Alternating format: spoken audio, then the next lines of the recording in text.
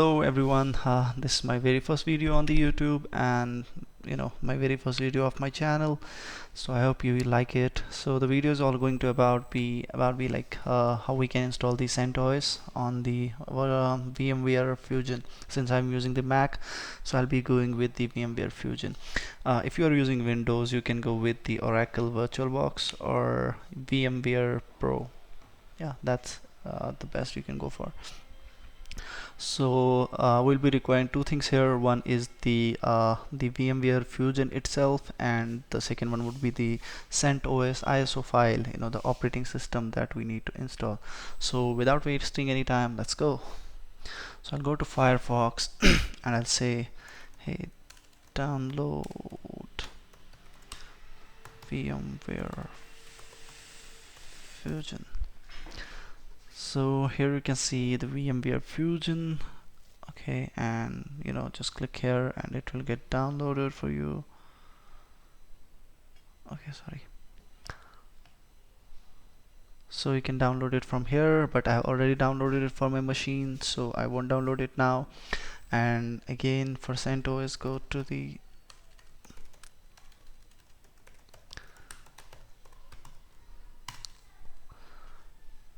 here and then there, and these the mirrors that would be showing at the top would be the most closest to your region. You can click any one of them. Let's click this one, and the file will start to download. And again, to save the time, I've already downloaded it on my system. So why to go for CentOS? The CentOS is the you can say the free version of the Red Hat, and since we know most of the organization in the IT world use Red Hat servers, Red Hat servers in their data centers, and it's the most popular operating system for the servers out there. Whether you need a web server, an SMTP server, or DNS server, it fulfills all the requirements. And since Red Hat comes with an you might have to buy a license for that thing, so the best option is to go for CentOS. They are very much the same. The only difference is that the Red Hat is the licensed one. You get enterprise support, but for CentOS you'll only get the community support, and that should be enough for you at this very stage. So without any wasting any further time, let's go to the installation. So once you install the VMware Fusion on your machine, you can open it like this, and I'll show you my downloads folder. We have the CentOS here, so I'll create one more machine. Okay, and I'll say it to install from a disk, and it already captures my location since I have already but if it doesn't show for you, go to the downloads and select the CentOS and click next. So here we know, like when you create a basic virtual machine in the VMware Fusion, the default configuration would be like 1 gigs of RAM and 20 gigs of hard disk. So just select the legacy BIOS, continue.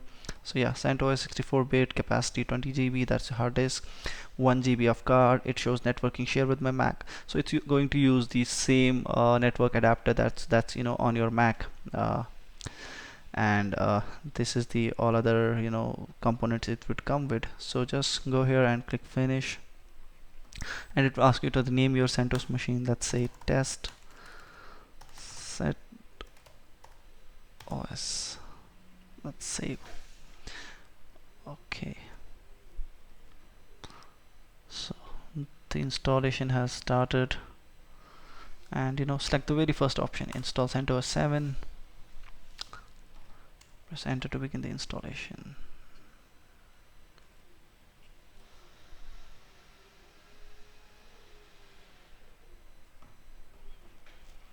So our installation has started. You can see it's starting the installation here, and soon it will ask you for some options you need to set during the installation, and you can even quit some of them and configure them later once the CentOS OS is ready to use. So we'll set the basic operations here, basic requirements here, and then we'll go ahead and install some of the components later once the machine is ready. So first of all, it will ask you for your language. Just go with the English, because this is what I know. And date and time, if you want to set it now, go to date and time, select from the map, and done. So keyboard English support, language support English, installation media. Here this is the interesting option. So here you can set like what you want your CentOS server to be. Like it should be basic installation, minimal installation. It will just come with the CentOS and the necessary drivers, and no additional components would be installed. If you select, let's say, the basic web server, it would come with a an Apache server pre-installed, and maybe a database MySQL as well. And if you select with like server with GUI, it will come as a you'll get a graphical user interface to work on as well, in along with the CLI. So we'll go for this option, and inside this it'll ask you if you want to install, if you want a pre-installed FTP server, DNS server, backup server. We don't need anything for now, just basic this thing and done. And okay, and automatic partitioning would be selected here. Just click done. And network and host name, what do you want host name for your machine? Let's say I want it to be my local host, and we won't configure the network for now. We'll do it once the machine is ready. Okay, and security policy key, nothing as of now is so much important here, so go for begin installation. Okay, there would be a root password you have to set. The root is the super user, that has the uttermost privilege on the system. So I'll set a password. So if you set a weak password, you have to click this done twice. You can see it here also. The password you provided is weak. The password contains the username in some form. You will have to press done twice. So once, twice. I'll create one more user, let's say Tahir, and I'll set a password as well, and so that I'll have two users by the time my machine is ready. And again, the user password is weak or contains my username as well, so I have to press done twice. And yeah, our installation is already going on. So you'll see it's installing the components here, and once this progress bar reaches this end, we'll be having our machine ready. So since we have allotted only 1 gig of RAM, the installation might be a bit slow, although it won't affect so much because we have selected the minimum installation only with the GUI, and no such components we have requested it to install at the beginning. So this is going to be I think this is going to be pretty fast. So I'll pause the video for here, and we'll start with once the installation is complete. So our installation is complete. It's saying it's asking us to reboot, so let's reboot. So okay, our system is rebooting, and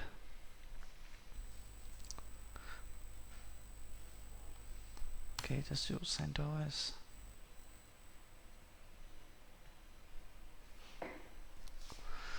So okay, here we get our very first the graphical look of the CentOS 7,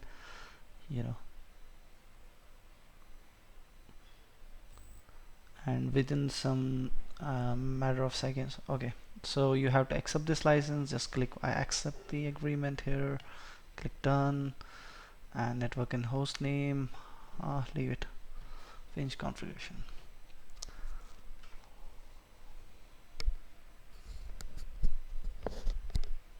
Okay, so as you remember, during the installation we had two users. One was root, one was Tahir. So it's by default trying to log in with the Tahir. So I'll enter the password for the Tahir, and we'll have our desktop ready.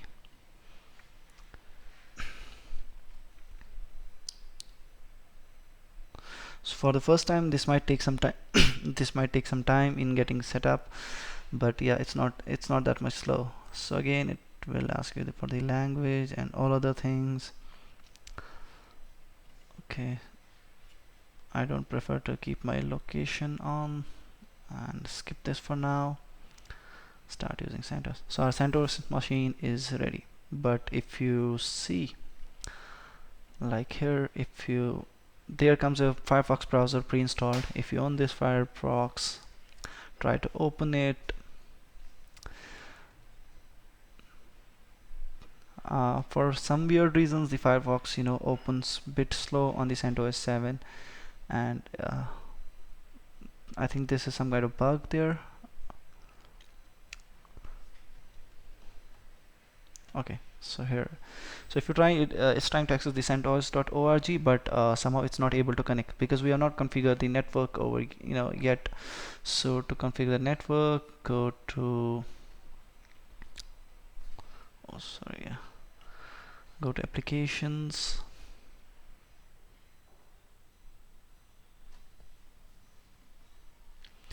go to system tools, settings,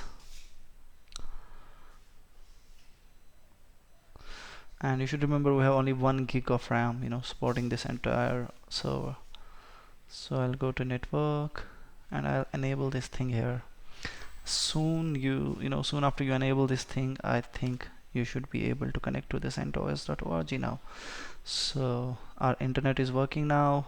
You can access the machine, and the best thing about using the Linux is this is what I feel is the you get to work with the terminal. This is my favorite part about. So right click anywhere on the desktop and open terminal.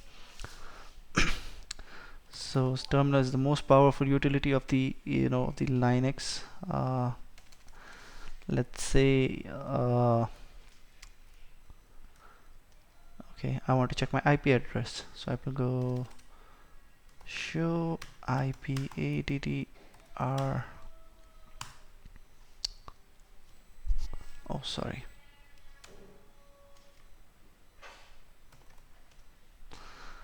okay. So here you can see the cards it has assigned to itself. The card we are we have shared with the Mac is going to be this ENS33, where EN means the embedded card, and the IP address we are having is 192.168.236.169. So if you remember this IP address, copy this once. You can use it to SSH from the Mac as well. You don't have to come to the CentOS, to the virtual machine, to the CentOS, and then open the terminal. You can use it from the outside, from the Mac only. So what is SSH? So SSH is a for the simple means, I can say it's a way of connecting to some other node on the network. That node may be a server, it may be a desktop, it may be a router.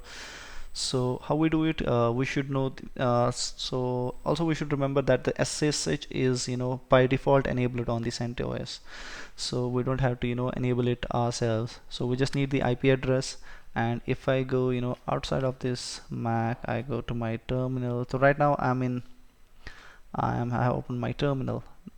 This terminal is installed on my Mac, and we have the CentOS installed inside the VirtualBox. So we are trying to open that CentOS machine right from here. So you'll do SSH and just paste the IP, okay, not this thing, and say yes.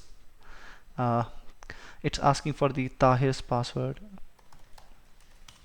In case if it gives error, I know what we need to do. Okay, so SSH, specify the user as well. I want SSH into Tahir on that CentOS machine. Okay, here is his password. Okay, we have logged into, as you can say, my local host. We are already into the CentOS machine. So whatever I do here onwards will be done on my Linux machine directly, my CentOS machine as directly. So if I create a file, let's say touch file 1. So if you go again to the CentOS and check here ls, that shows the list of files in the directory. So you should see file 1. So that should be your CentOS for now. If you have any other questions, please drop it in the comment box. If you have any suggestions for me, you want to make me some videos on some other like some other trending technologies, some other components in Linux, please mention them as well. And if you like this video, please like, share and subscribe. So thank you once again.